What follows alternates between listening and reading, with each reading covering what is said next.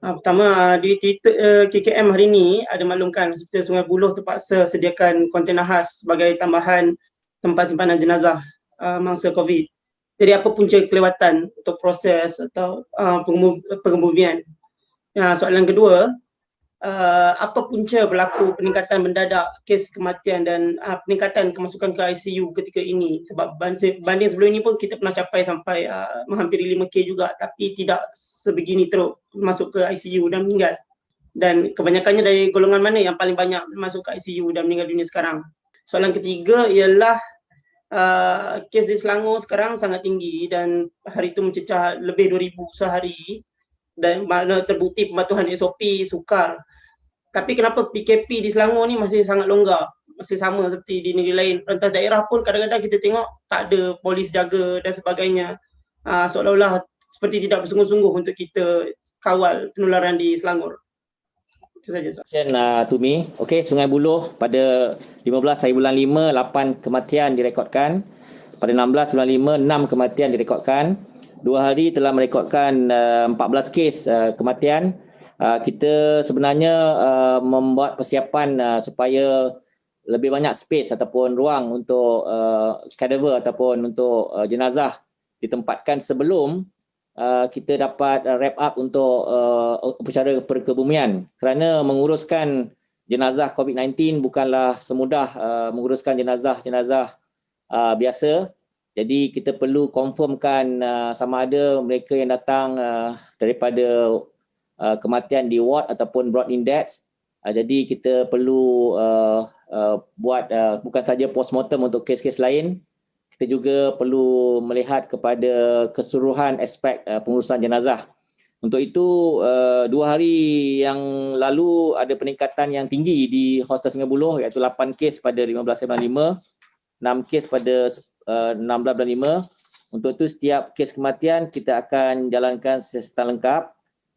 Setengah kes kematian perlukan postmortem seperti saya beritahu tadi, pengambilan sampel dan hasil keputusan. Walaupun pihak hospital ada membuat RT-PCR sendiri dan tidak ada masalah untuk mempercepatkan keputusan.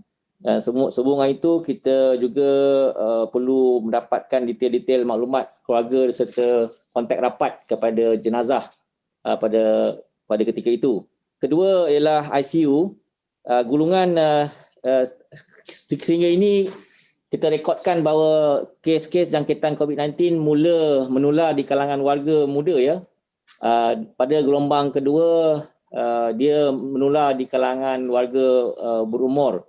Tetapi untuk gelombang ketiga kali ini dengan peningkatan kes yang tinggi, kita dapati penularan COVID-19 berlaku di kalangan orang-orang muda.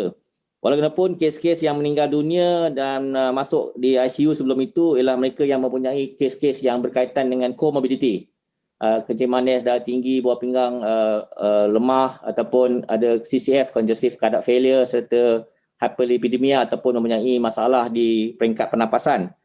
Dan golongan yang paling kerap masuk dan juga didapati berada di kategori 4 dan 5 ialah mereka yang lambat untuk membuat ujian apabila bergejala dan mereka yang menunggu hasil keputusan sebelum mereka dapati positif. Jadi lately kita dapati peningkatan kes daripada kategori 3 ke 4 ke 5 meningkat.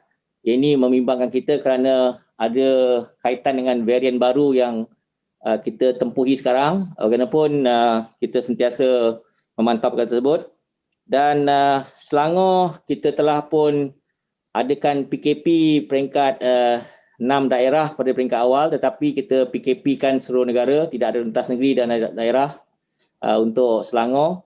Walaupun dengan adanya PKP ini membenarkan KKM untuk membuat lebih banyak ujian dan lebih banyak pengasingan serta rawatan kepada kes-kes positif, serta kerjasama kerajaan negeri mengendalikan ujian RTK antigen di kawasan-kawasan yang mempunyai rapid link tinggi dan juga membuat finding ataupun membuat contact tracing yang cepat serta membenarkan kita untuk melaksanakan keseluruhan pencegahan dan kawalan di bawah approach kesihatan awam. Walaupun saya setuju bahawa kita perlu cadangkan kepada kerajaan supaya lebih ketat SOP dan juga MCO.